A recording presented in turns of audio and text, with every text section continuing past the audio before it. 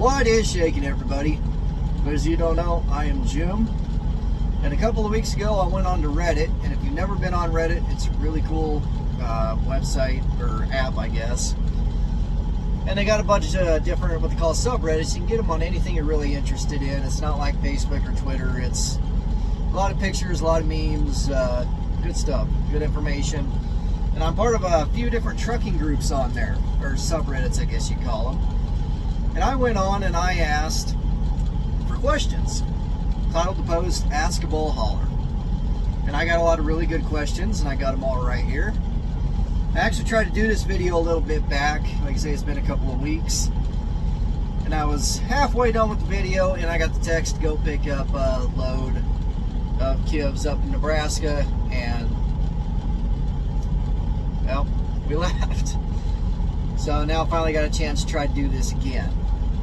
So I apologize if I kind of rumble through this, but these are some good questions. Ask a bull hauler. Question number 1. Do you make a lot of cow-related puns? Not really. Not really. Once in a while, you know, if you got some kids or something like that, you might try to do something like it, but as far as with each other, not really. Once in a while, I might say something like that's a really shitty situation. You know, if they get covered in shit or they got a bad trailer. If the place you're going to is notorious for being pretty deep with poop. But generally, no.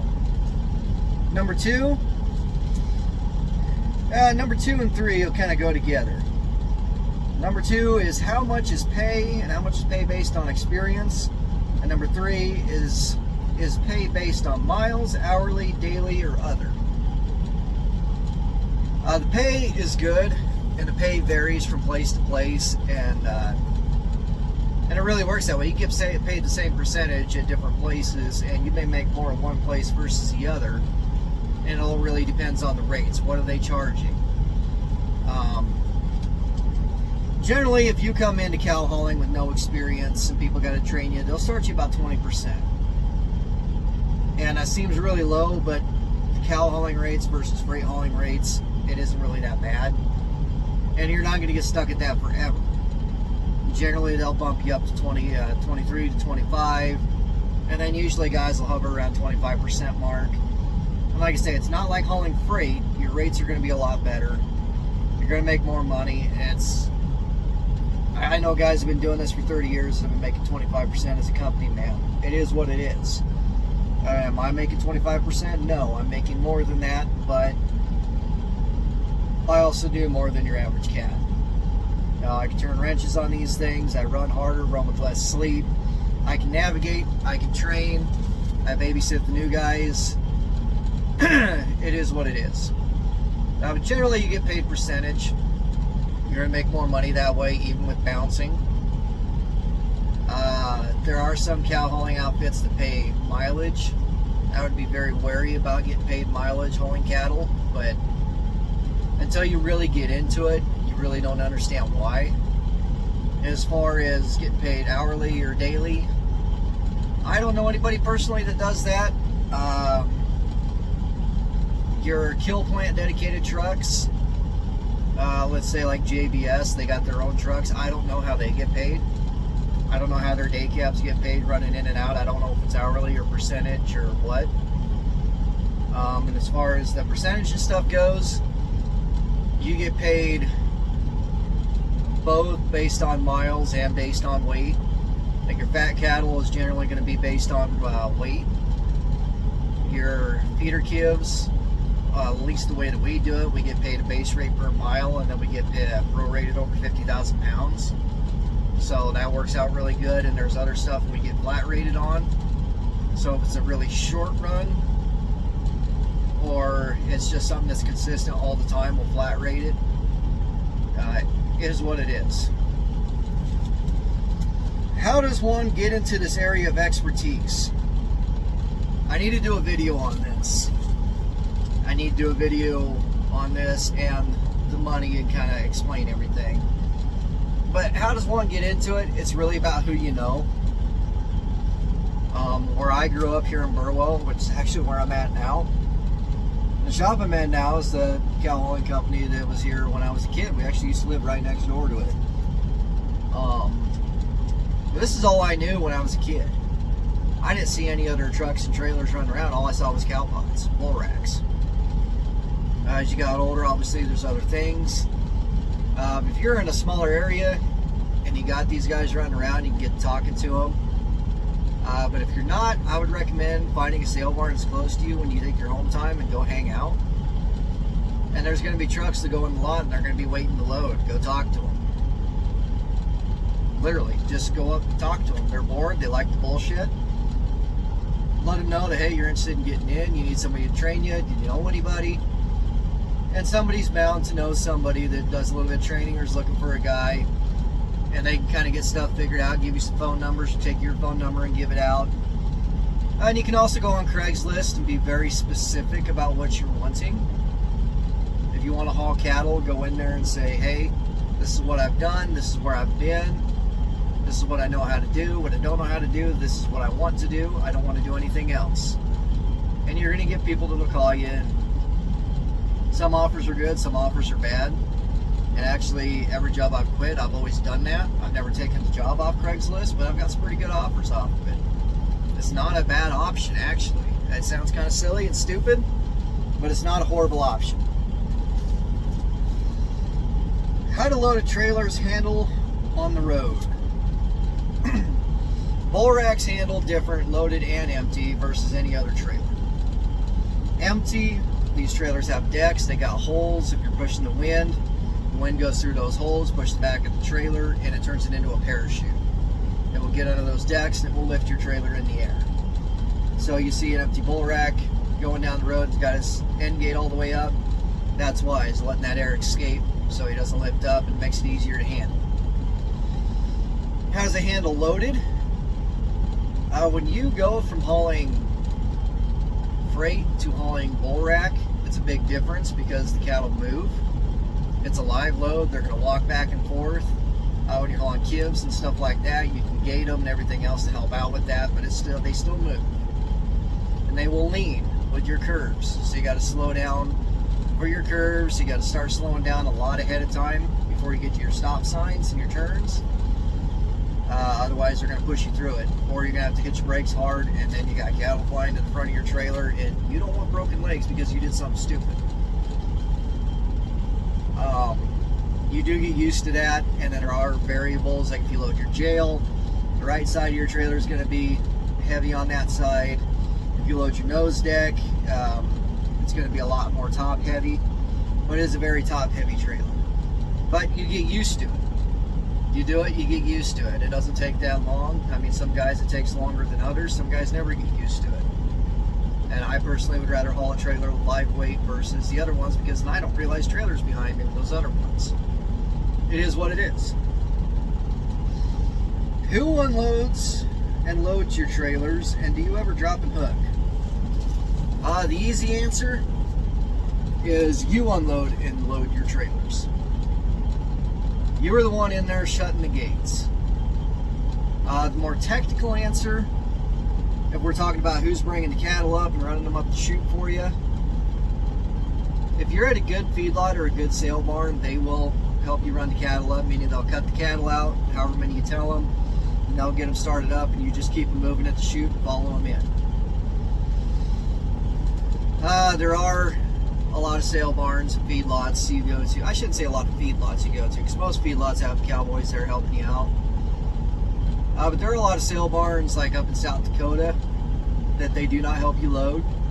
They'll bring your cattle down to the pen for you, and you are responsible for cutting out your cattle and getting them up the chute and getting them in your trailer. And some facilities are good with that. I know, like Belfouche, South Dakota, other than their really, really long pen setup, I don't have much trouble because everything's on the level. You go to Phillips, South Dakota, I don't like their gate setup, and I don't like their chute setup because they got to go all the way up that chute. And it never fails. Once you finally get them started up the chute, they will not go in your trailer. So you got to get out and you got to try to get them in your trailer. You get one to go, the others go back. And then when you go back to get them, the other one walks out of your trailer. I hate going there. But it is what it is. Sometimes you got that, sometimes you don't, and it all depends on the load of cattle too. Sometimes self-loading goes really simple, other times it don't. And I know there's sale barns where they got inexperienced people trying to help you, and they just make it more difficult than what it would be for you to do it yourself. So even some situations like that, I will do it myself. But it all depends how the place is set up. It determines how easy it's going to be. So some places are easier than others, even when you're self-loading. What regulations are there in hauling live animals? If you're looking for DOT regulations, I'm not 100% sure, which sounds kind of silly. I know we get to run loose leaf logbooks and things like that, and right now we're under the COVID exemption, and that you kind of got to fight on a state-by-state basis, regardless of what the FMCSA website says. As far as other regulations go, we have different weight regulations. We run more axles. I got a triple axle trailer. Some guys got pusher axles. With a 6-axle setup, 3-axle truck, 3-axle trailer, I can run 90,000 pounds legally in Nebraska. If I had a pusher axle to make the 7-axle setup, I could run 94. That's on 2-lane, not on interstate. Every state varies. If you look at your cab card, you can see what the weights are, what you're licensed for. But you still got to be able to bridge it. But I mean, that's the legal end of things. Are we ever really legal?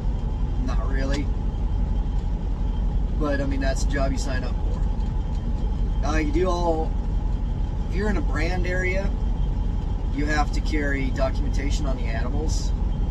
Brand documentation, brand papers to say, these animals are not stolen. It's kind of a chain of ownership kind of thing. And you also carry health papers and stuff like that. Whatever they give you, but usually at sale barns around here, you'll get a copy of the brand sheet. That way, if you do get stopped and they bring the brand man in, they can verify that your animals are not stolen. So,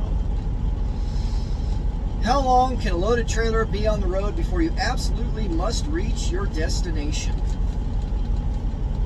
You want to reach your destination as soon as you possibly can. There are different variables. If the guy's got to stop and take an hour nap or two, usually you can, depending on the length of haul and where you do it. But generally, in my opinion, you don't stop.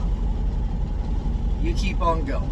You stop to fuel and check the critters, but you don't stop to go to the bathroom, screw around, grab something to eat, or grab a shower if you got animals on your trailer. You stop to fuel, you keep on going until you get to where you're going, you sleep there. Like I say, there are variables, and if a guy's falling asleep, he's got to pull off and stop. But you cannot just pull into a truck stop and sleep for 10 hours when you got live critters on your trailer. That's just not humane, in my opinion. What could go wrong, and how much can you do versus leaving for others to do? Anything under the sun can go wrong. And it's kind of amplified when you got live animals. So, let's say breakdowns. If you break down the side of the road, you better hope that you can get it fixed. If you gotta wait forever for a guy to come and get you fixed, you're gonna lose that load. Somebody's gotta back up and rescue your load of cows.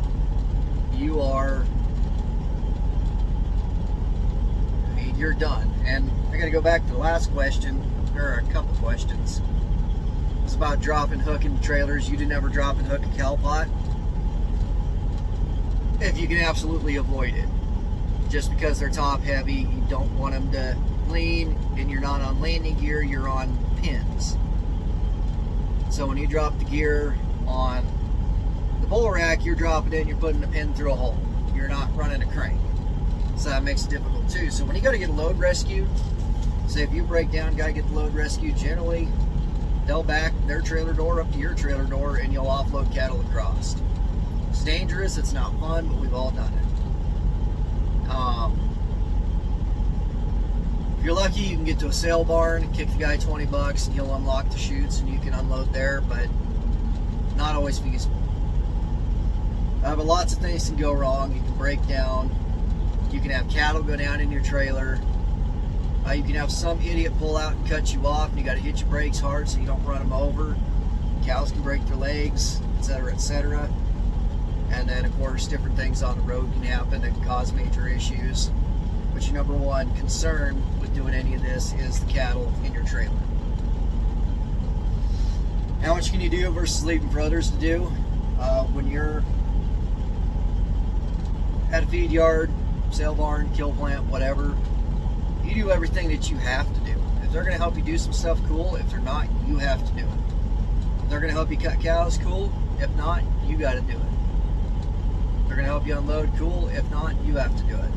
Same thing with working on your truck. If you break down the side of the road, there's going to be things that you have to do to try to get that rolling. Because if they take that load of cows, you don't get paid for that load. You don't get paid for however far you took it. That goes to the guy that just rescued your load. It's not a fun experience. So if you do as much as you possibly can, especially when you break down, try to get going. So you get the load of cows delivered and then go from there. My wife actually laughed at this next question, and I kind of did too, but I can understand where they're coming from. It says, can you stay at truck stops overnight? The real answer is yes, you can. And I understand why you're asking that, because a lot of these bigger truck stops, you're not going to see us. Smaller mom and pop places in the middle of nowhere is where you're going to find us at when we're sleeping. But generally, we sleep at sale barns, feedlots, things like that.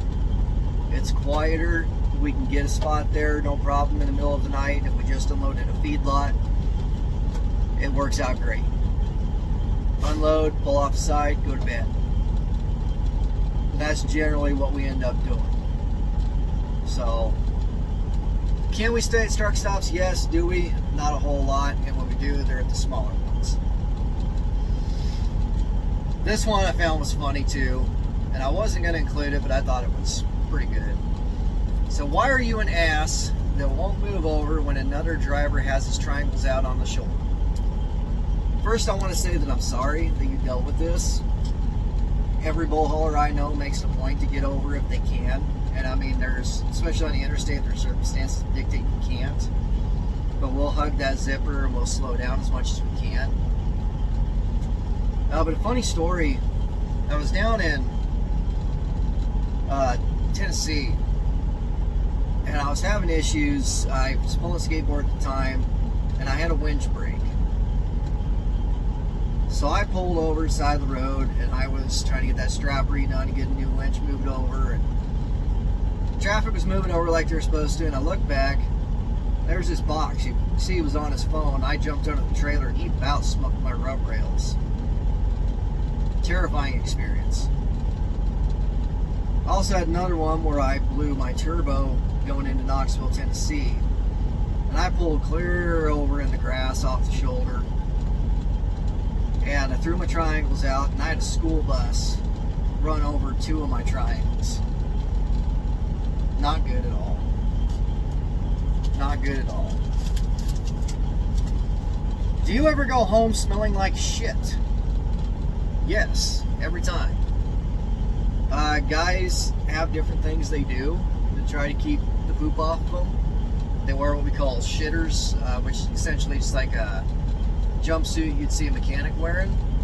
Overalls, whatever you want to call it, coveralls. I don't really like those. I wear a butcher coat, and that helps a lot, but you still get smelling like poop. Your hands get smelling like poop because of the gloves.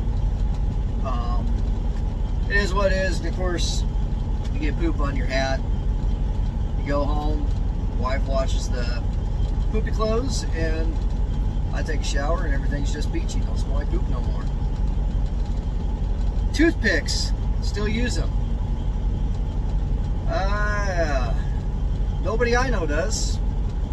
I'm sure there's guys out there that still do. For those of you guys that don't know what this is about, you need to Google it. But I'm sure there's guys out there that still do it, but as far as me and our guys, we don't.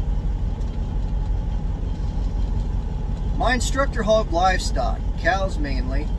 He always called it God's trailer. I never understood why he did. Any info on that?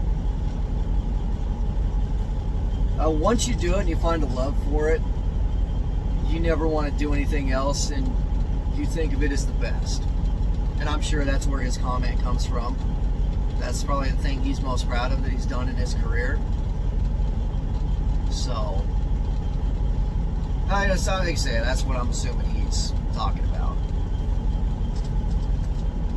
Are your runs long, distance, fairly regional, and how often are you home? The runs vary depending on the time of the year and maybe even the week.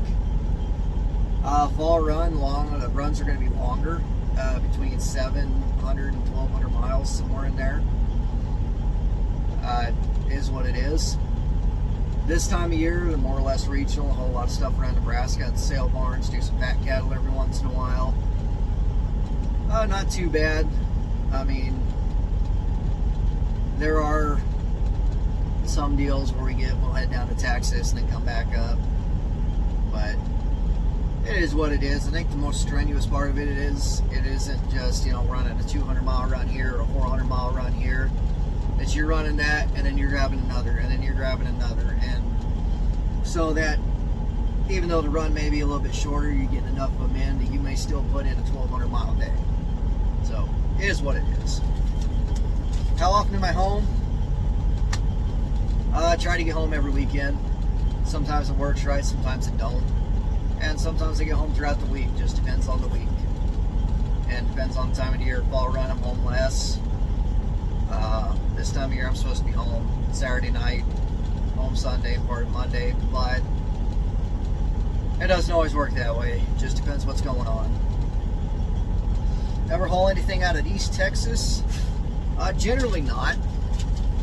When I go down to Texas, if I get anything out of there, it's usually kill cows going back up to Gibbon, Nebraska. Normally, I'll bounce up into Kansas or Colorado, depending on the day. Sometimes I'll get lucky and get something out of Lahana, Colorado. That'll take me pretty close to home, actually. But generally, the rates down in Texas are so bad. They got a lot of trucks down there. A lot of them are undercutting the rates. And us being an out-of-state truck, we really don't get to get in on the good stuff. Just like when you get those trucks coming up into Nebraska from down south or out west, they generally don't get on the high-paying fat cow runs. They just get, kind of the lower end of the pickings, so to speak. And that's kind of what we deal with going down there. So, don't get a whole lot down there. What is the most common breed you deal with? Angus. Black Angus, Red Angus. We got Baldies. And then we get a lot of Herefords in there. You get some Charolais in there. Good beef cows. I prefer Hereford beef over Angus beef, but the Angus Association has more money in push than the Hereford Association does, so they pay just a little bit better for the Angus cattle versus Hereford cattle, so that's why we're going to see more of them. It is what it is. I do also haul some dairy cows, some Holsteins, some Jerseys, and then you'll get a few odd and end things around. I do haul a little bit of rodeo stock. Generally don't haul a lot of the Brahma cattle and things like that you'd find down south, because we don't run down south a whole lot. We'll take stuff down south, take stuff from south up north, but they're cattle that would be good here in Nebraska. You're not going to find Brahma cattle doing anything in Nebraska because they're warm weather cattle. It's what it is. I know a guy that hauls westbound spring and fall. I know damn well he does some very long solo runs. How does he get away with it? He's smart. He's good at his job. He knows what he's doing. And when you're good at your job, you know what you're doing, you don't get in trouble. You can generally do things without getting caught, and you can get things, you can get better rate, better pay for it, raises, so on and so forth. With all the overweight loads that I've taken, overly long loads, all the work in my logbook, running 2 logbooks here and there. Only time I got popped was a random weight check day on the interstate in Nebraska, and just happened to be a fairly light load. I think I was 13 or 14,000 over, but I was still legal with my pusher axle on 2-lane. So a guy pulled me off, scaled me, and with not having an interstate permit, the overweight ticket, and the court costs will still come to less than $400. So guys got to know when to play stupid, and it is what it is. But as far as pulling into a scale, I don't do it. My route takes me around scales. I'm not running around a scale, I'm routing around one. And generally I'm doing that because I'm legal running that way. They see the axles, they know I'm probably too heavy for the interstate. They see that I'm doing what I need to do to stay legal and compliant. They don't want to mess with me because, well, my trailer stinks. And if I got heifers, they know they're going to get covered in piss. So it is what it is. But he's smart about it. He knows how to work his logbook. He knows how to navigate. It's a fun life. Are you responsible for any dead loss? And I'm going to tie this into the next question. Do you refuse any animal that is sick or weak that is being loaded to avoid the problem of, well, it was fine when we loaded it, so it must be your fault? Are we responsible for any dead loss? Yes and no. Depends what you're hauling and what it is. If I haul kill cows going down to Texas, or if I'm hauling railers, and if you don't know what railers are, Google it. I'm hauling those, they expect dead loss out of it. If they want them gated, you gate them. Railers, you gate all the time. But you take them down there, if there's any dead loss, they just write it off. They don't care. It's not on you. Your insurance don't have to worry about it. Like say if I'm going into Gibbon, if I gate them and any of them die in the trailer while I'm there, as long as I got them gated, I don't have to cover anything. They'll write it off. They're at the plant. Now, if I'm hauling feeder calves or fat cattle or anything like that, and it's, I got something that dies in my trailer, I think insurance generally covers 2, depending on your insurance, sometimes more. Generally about 2 cows. They'll cover that for any dead loss. You also have to worry about broken legs and different things like that. So when you're at a sale barn, you're at a feedlot, and it depends where you're at, because I know some feedlots and some kill plants that kind of work together. So hey, if you got a broken leg, they can load it on there to put it on the back end, and they'll take it as long as they can walk. Other kill plants, they will not take them. If they get them out of your trailer, they'll knock them, but you still got to cover them. It is what it is. And some feedlots, they'll sneak them onto your trailer, and at that point, it's not your problem. They'll write it off. They'll call the kill plant, and they'll make them cover it. So, it is what it is, but generally at sale barns, feedlots, ranches, things like that, if you're at a ranch and the buyer's there, if you see something that ain't right, you let that buyer know, and he will not take that cow. If you're at a sale barn, and you got a cripple, or you got one that's not going to do well, you're not going to take it. You're going to say, no, we're going to leave it. Fat cattle's a little different story, but your calves, your yearlings, your things like that, you are going to leave those animals if you don't think they're going to make the trip, or you think there's going to be issues on the other end. And that's just the way of covering your ass. If it pisses the people off there, piss on them. If you got the buyer's number, you call the buyer. If you don't, you talk to the guy that got you the load. You're going to leave that cow, and that buyer's going to have it out with the owner of that sale barn or ranch or whatever, and you're not going to have an issue again. Do you have protesters that hinder your ability to do your job? They are out there, yes. I've only ever ran into them once, and that was at Fort Morgan, or not, yeah, Fort Morgan at Cargill. And the protesters there were actually doing it right. I got no problem. You want to stand up for what you believe in. It's a free country. Do what you want. But don't hinder anybody else, and do not mess with the animals. If you go in there and try to squirt water at those animals or give those animals drinks, it could throw that animal into shock, and it could be a very bad day for that animal. And I understand you're trying to help, but you're going to make the situation a lot worse. But the ones there in Fort Morgan, they stood there with their signs. They didn't jump in your way. They didn't try to get in your truck. They didn't throw shit at you. They didn't shout at you. They did it right. And it's your hope that every protester can be like that. But I know, watching videos, there are people out there that are pretty stupid. And then they wonder why they get run over. is what it is. How do you handle overload situations? Is there a service to take an extra animal out if overloaded on the road? This is not freight. You do not go up and you do not ask for 80,000 pounds. You go into these places, you load whatever they give you. If you complain about it or you don't want to take it, then get out. Leave. You won't be back. You load whatever they throw on their trailer. There's times I go haul fat cattle, I'm going out there legal at 90,000 pounds. There's other times I'm 107,000. That's what you sign up for doing this job. You are not a legal freight hauler, you are an outlaw. It is what it is. So up here we haul heavy. Sometimes we're legal, a lot of time we're not.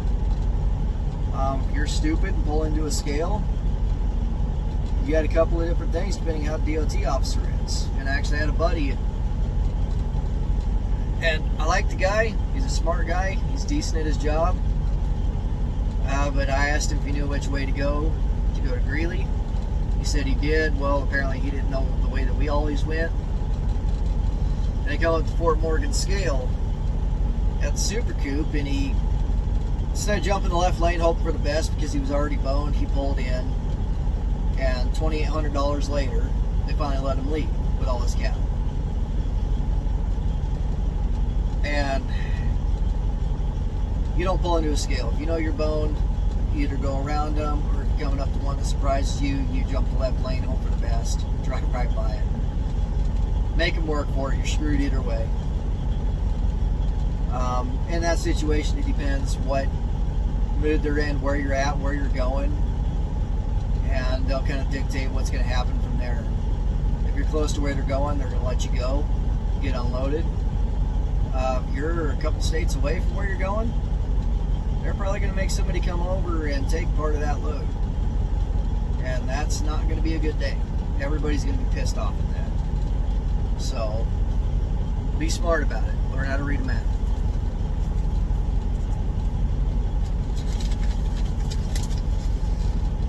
What are backup plans for breakdowns? Are there any contract services out there for specific help for the animal hauling industry?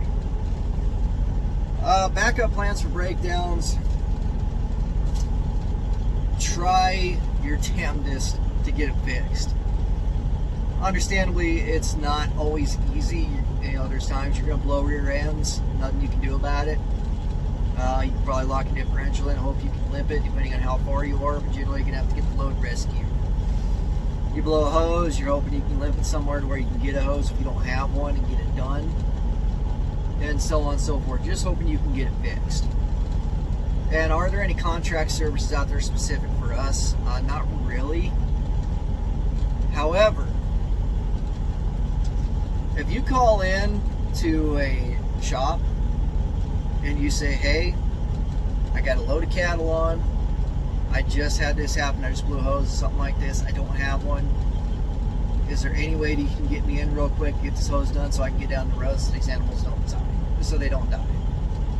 Generally they'll say, okay, we're going to clear this bay out, you go ahead and come in, we'll get it done, get you out of there because you've got critters. That does happen quite a bit depending on your location. But as far as regular contract services specific for us, not really. You can also, if you break down and you're waiting on someone and nobody can get to you to rescue that load, some rural fire departments will come out and shower your trailer with water to keep the critters cold, especially hog haulers. That's another thing that people will do for you. It's, like I say, the animal safety and well-being is paramount. Do delivery locations provide washout services or washout area before you leave the destination? No. I wish. I really do wish. No, they got regular trailer washouts you got to find. You don't, with cattle, you don't wash out every time. You always wash out before you take stuff into a sale barn. And if you're hauling for a buyer for the first time, you generally wash your trailer out, but you want to keep the trailer semi-clean, especially for calves. But no, kill plants, feedlots, stuff like that, they don't generally have a washout area for you. Some feedlots are nice and they will let you room your trailer out somewhere. I was hauling this last year when the COVID deal really hit. I was hauling out of McCook, Nebraska up to northwestern South Dakota to a ranch up there, and the guy did bred heifers. Well, he was going to sale barns because he was buying up there too, and fat cattle were going for less at the sale barn than they were going at market. So he was buying fat cattle. He had nothing to do with them, but he bought them because the price was right. So I would haul the calves up there, the heifers, and then he'd let me back up on his hill there, open my traps, broom my trailer out, and then pull back up on the chute, go to bed for a bit, and then when they're ready to load those fat cows, I'll load them on there, and I'd take them to a feedlot there across the state of South Dakota that would feed them out for a couple of weeks, and then they would market them. So stuff like that, once in a while you get to do things like broom your trailer out, but as far as washouts go, no, generally you don't have that of where you're going. Are there any customers that are a nightmare to deliver to? Yes. Sometimes, even picking up at. There are people that you pick up at and deliver to that are just assholes. They just got a bad attitude. They're not happy with anything. It's just not fun. And then there are other ones you go to where it's really tight and it's a pain to get to the chute. There's other ones you go to that you always go to in the middle of the night and they have no lights whatsoever. And like I say, there are feedlots out there you go to delivering calves, and they will. The guys that got there at night are just assholes and hate their job. And then of course you got kill plants. There are some kill plants that are great, like Tyson in Dakota City, Nebraska. Love the way that it's going now. It's very well organized now. The tight chutes are really tight, but other than that, I don't mind going there. There are other kill plants you go to, you're guaranteed to sit for 5-6 hours. If you get up there and somebody in the front office forgot to write your name on the list, you can't get in. They'll call the cops if you refuse to move, or you want to wait until they get stuff figured out. Like I say, there's other ones you'll sit and you'll wait the whole time. Others it'll make you wait till you get to the back, tell you they got no more capacity, and you got to turn around and drive 30 miles the way you just came from to offload them at a different feedlot. It is what it is. I'm not really big into fat cattle. Not big into fat cattle at all. But it is what it is, guys. These are all really decent questions. I'm actually pretty impressed with them. There are questions I didn't get asked that I thought I would. But we'll worry about that at a later time.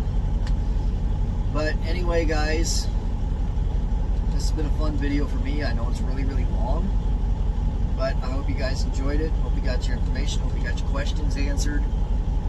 And hope everything goes good. But anyway, guys, I thank you guys for watching. Come with y'all later.